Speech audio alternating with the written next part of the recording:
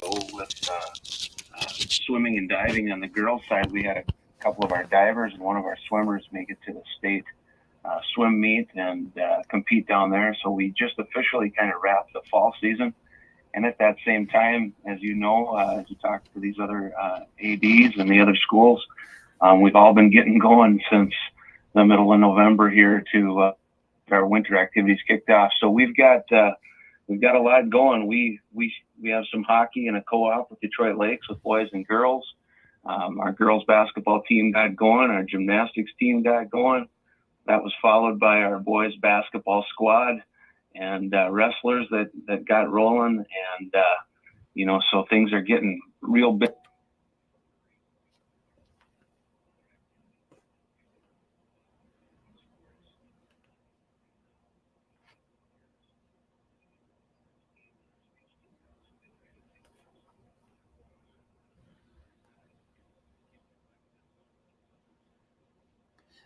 Yeah, we're fully into everything right now. Let's start off talking a little bit about that girls basketball team. Obviously, coming off a state tournament appearance from the season before. What's kind of the early preview of this year's girls basketball team? Well, they've got some high hopes. I know Coach TJ Super and his staff are excited. I know the girls are excited to, kind of build off of that last year's season. They ended up getting a chance to go to state after a good game with Wadena Deer Creek in the section finals last year. A lot of good basketball around our area, but they've got some high hopes and some high goals. They've started out with 2 games now. They just played last night up at Glendon and got a win up there against DGF. And then earlier on Tuesday was their first contest of the year. And they were able to get Henning. Henning came over to the Hive in Perham, and we opened the season there with a victory. So I think if you ask them, they would say they want to have a successful season. They'd love to get back to that section tournament and try to make a deep run. And I think if you pinned our girls down, they'd say they're hungry to try to get back to this. And a little bit different on the boys' side this year. For the first time in a long time, there's a new guy manning the ship after, tough to replace head coach Cressup. But tell us about the new guy you got in charge and what you like about him. Yeah, so 28 years isn't something that comes along every time now when you look at coaching and the tenures that you see with head coaches. And so kudos to Dave Cressup and the program that he built for 28 years in Perham. Kyle Haberman takes over as our new head coach for the boys side, and the new staff that he has along with him. And they're getting ready and getting after it. There's going to be a few things that look probably a lot like Perham basketball has for the last 28 years. That have been ingrained in that program thanks to Dave Cressup and what he and his staff built. But Kyle is bringing a kind of a fresh look of his own. He's got some experience under his belt, formerly at Lake Park Audubon, with teams that he coached there and made a couple of deep runs into the state tournament himself. So there's already been some wrinkles and some different looks, and he's done a fabulous job. There's a lot of excitement built around their early practice season, and they kicked off last night against Aiken over here in Perham, and I got to tell you, they look dominant. So I was very excited for Kyle to get his first win as a Yellow Jacket, and we'll see what it holds. But yeah, it's a very different look, especially after you get in a groove for as long as Coach Cressup had the team.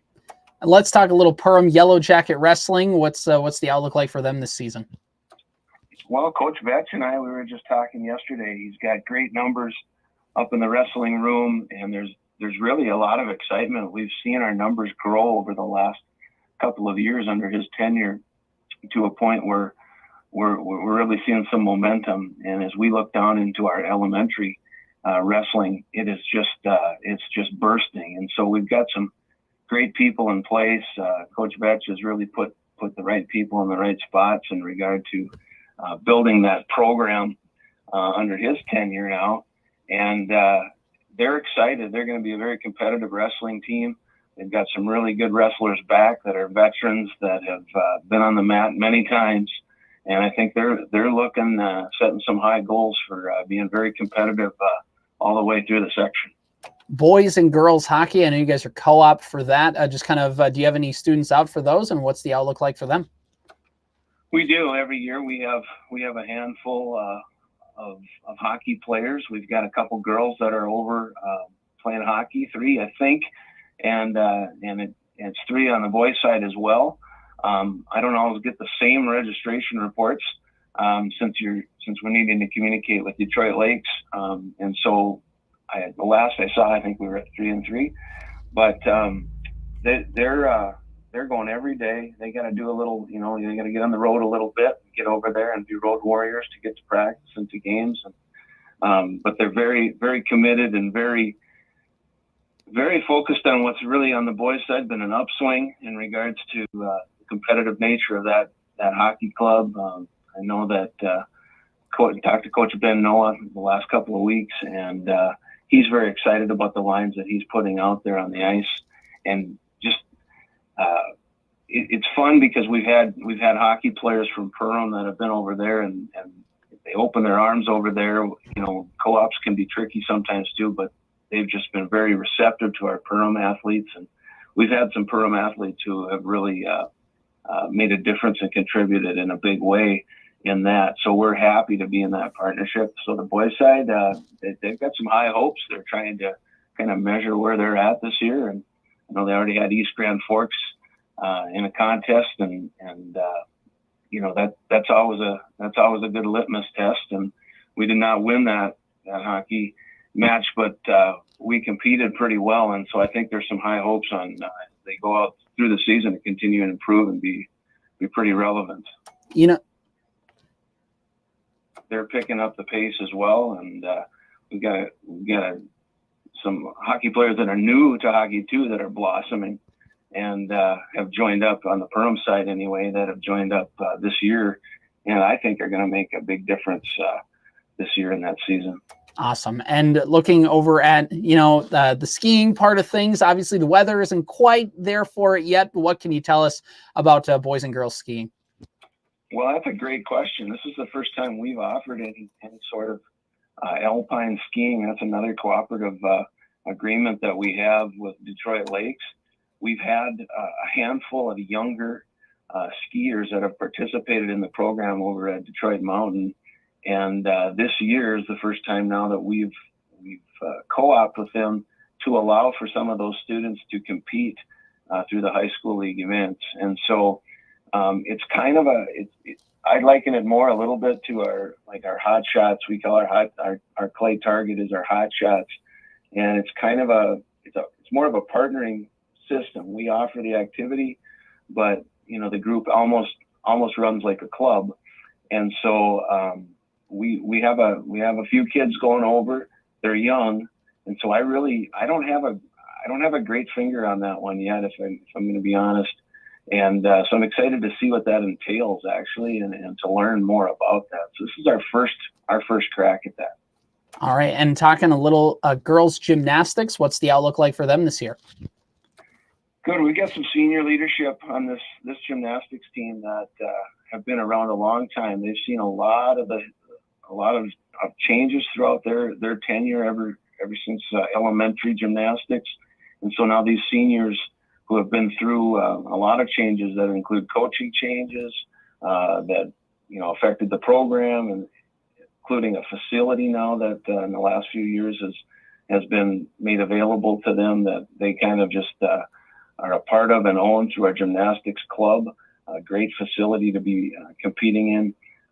So we've got some high hopes. We've got we've got a state champion in that group of seniors, and Avery McAllister, and we've got some state level seniors. So as they compete and bring some of our younger kids with them, I think it's going to be an interesting year. I think we'll be very competitive toward the end in the section and make a good run.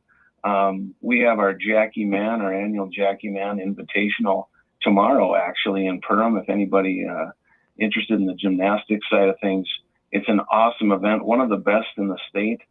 We've got some of the top 8 teams, as I said, some of the top teams around in the entire state of Minnesota that come up for this early bird invite. And we have it at the Hive. We move our gym over from their facility. We do it right in the Hive in our high school gym. And it's really a spectacle to see. We'd love to encourage the area folks to come out and check out what that's all about. Hey, Erin, anything else with Perham activities that you want to let us know about? I know we've covered a lot of stuff. It's fun to get to talk about how busy things get during this time of year, but anything else that we missed that you want to make sure we cover while we got you on the line?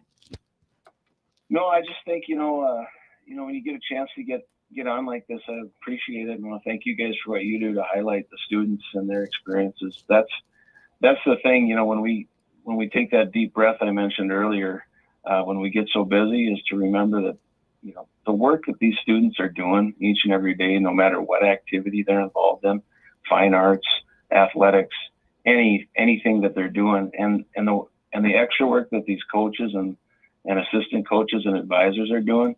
I like to encourage people to remember, when we take that deep breath, think about the work they're putting in, the time they're putting in, the efforts they're giving.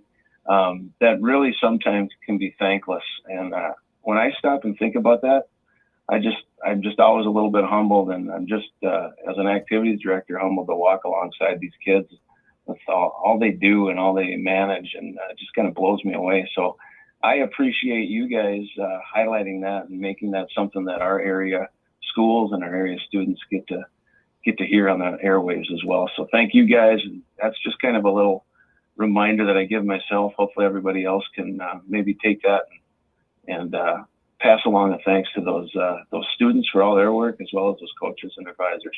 Erin Anderson, the activities director over at Perham, giving us the insight on everything going on with Yellow Jackets activities. Erin, great to get to chat with you this morning. Have a great day, great weekend, and we look forward to talking with you later in the school year.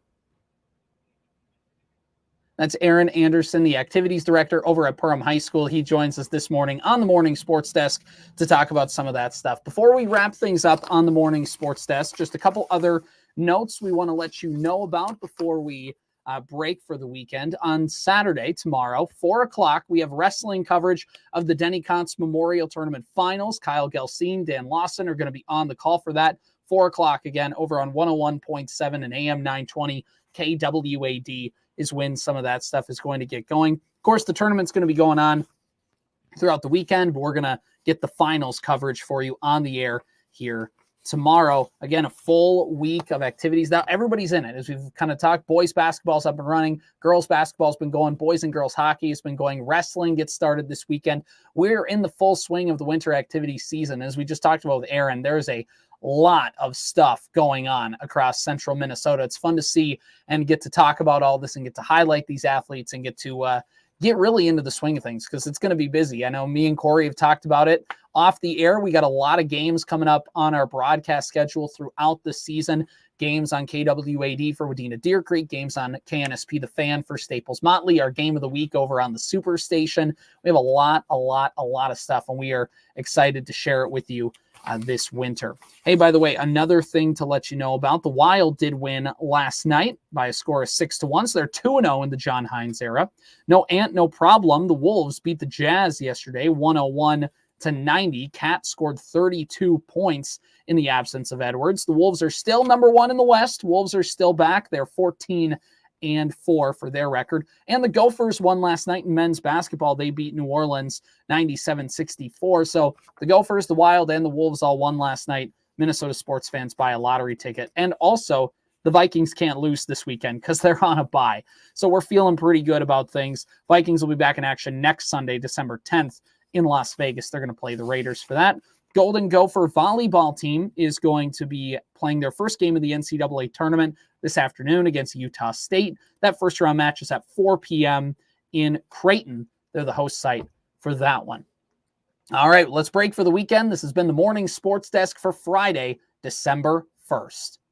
7:31 on KWAD. Here's MNN News. Minnesota News Network, I'm Brent Palm. State Senator Ron Ladd of St. Louis.